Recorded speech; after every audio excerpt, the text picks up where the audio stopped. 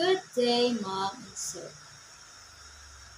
My name is Stephanie Lango, 27 years old, single, no kids.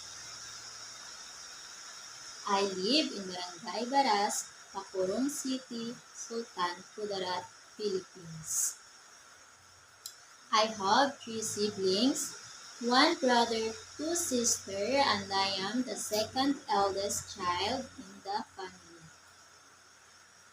I am hardworking person, trustworthy, obedient, and God-fearing. I am college graduate taking up Bachelor of Science in Office Administration. I have experience here in the Philippines from 2019 until 2022 with a married couple with two kids, 5 and 7 years old.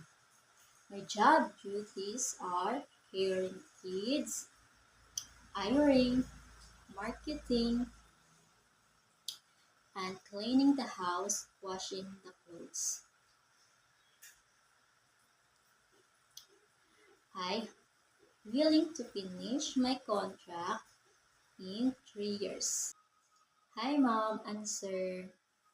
I am Stephanie Lango. Please choose me to be your housemaid. I am willing to work with you and your family.